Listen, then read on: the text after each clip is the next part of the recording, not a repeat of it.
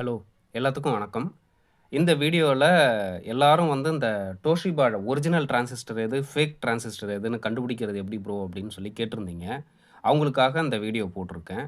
இப்ப original transistor ஏன்னா Toshiba 5200ல நெறைய பார்த்தீங்கன்னா, டூப்ளிகேட் போட ஆரம்பிச்சுட்டாங்க. டூப்ளிகேட் தான் நம்ம மோஸ்ட்லி கடையில இருக்கிறது எல்லாமே செகண்ட் காப்பி. ஓகேங்களா? அத எப்படி கண்டுபிடிக்கிறது அப்படின்னா, இப்ப இங்க 3 இது இருக்கு பாருங்க. இது 3 ஒரிஜினலு. இது பார்த்தீங்கன்னா, காப்பி. ஆனா பார்த்தீங்கன்னா, அப்படியே டோஷிபா ஒரிஜினல் மாரியே இருக்கும். இத நீங்க எப்படி கண்டுபிடிக்கிறது அப்படின்ற டிப்ஸ் நான் சொல்றேன்.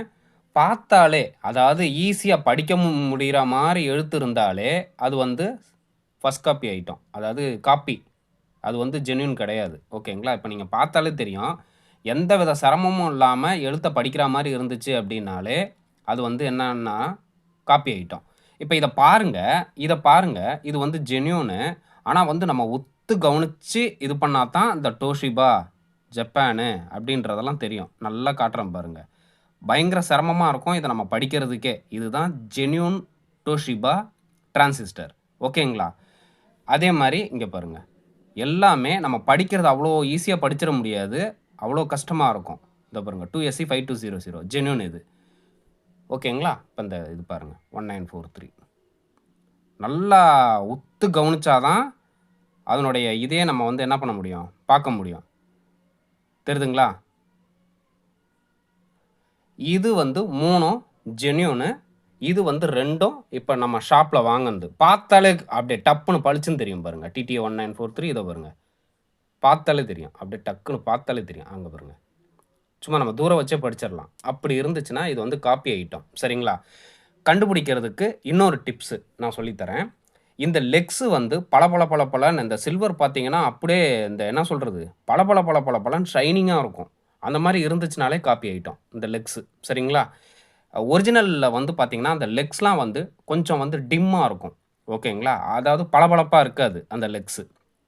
இன்னொன்னு பார்த்தீங்கன்னா, இது நீங்க இப்போ இது இப்ப நீங்க எடுத்தீங்க அப்படின்னாலே, உங்களால சிரமம் இல்லாம இத என்ன பண்ண முடியாது? படிக்க முடியாது. இன்னொன்னு இந்த மேட் ஃபினிஷ் இந்த இந்த இதுல மேட் ஃபினிஷ் இருக்கும்.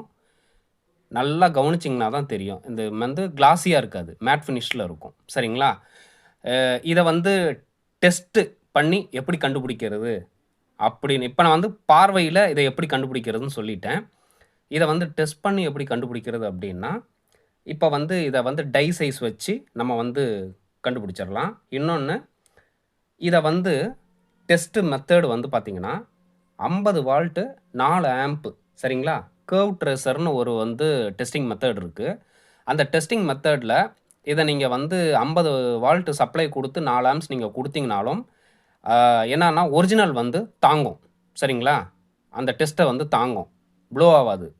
ஆனா, காப்பி ஐட்டம் என்ன பண்ணிரும்னா, டப்புன்னு ப்ளோ ஆயிரும். புரியுதுங்களா? தாங்காது.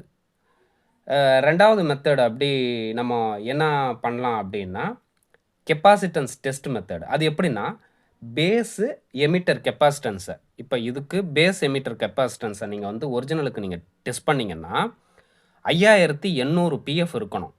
அதாவது ஒரிஜினல் 5800 பிஎஃப்க்கு மேல தான் இருக்கும். புரியுதுங்களா? அதாவது பேஸ் எமிட்டர் கெப்பாசிட்டன்ஸ் டெஸ்ட் பண்ணும்போது 5800 பிஎஃப்க்கு மேல தான் இருக்கும் ஒரிஜினல் டோஷிபால. ஆனா, அதுல 3ல 1 பங்கு தான் இருக்கும் காப்பி ஐட்டம்ல. புரியுதுங்களா? பேஸ் எமிட்டர் கெப்பாசிட்டன்ஸ் 5800க்கு 3ல 1 பங்கு. அதாவது கம்மியா இருக்கும். 5800 ஒரிஜினல் இருக்கும். ஒரிஜினல் 5800 பிஎஃப் அபோவ் இருக்கும். ஆனா டூப்ளிகேட் பேஸ் எமிட்டர் கெப்பாசிட்டன்ஸ் 5800 வராது. 3ல 1 பங்கு தான் வரும். அத வச்சே கண்டுபிடிச்சுக்கலாம். இது டம்மி டோஷிபா அப்படின்னு சொல்லிட்டு. ரொம்ப கிளியரா நான் சொல்லியிருக்கேன்னு நெனைக்கிறேன். இது யாருமே எனக்கு தெரிஞ்ச வரைக்கும் இந்த அளவு எக்ஸ்ப்ளைன் பண்ணியிருக்காங்களான்னு தெரியல. எனக்கு தெரிஞ்சத உங்களுக்கு எல்லாத்துக்கும் அதாவது ஒரு சும்மா இன்னைக்கு ஸ்டார்ட் பண்றவங்க கூட புரிஞ்சுக்கணும், தெரிஞ்சுக்கணும் அப்படின்றதுக்காக தான் நான் இவ்வளோ கஷ்டப்பட்டு இந்த வீடியோஸ் எனக்கு தெரிஞ்ச எல்லா மெத்தடும் நான் உங்களுக்கு சொல்லி தரேன். கண்டிப்பா உங்களுக்கு புரியும்னு நெனைக்கிறேன். Thank you. உங்க சப்போர்ட்டுக்கும், ஆதரவுக்கும் நன்றி.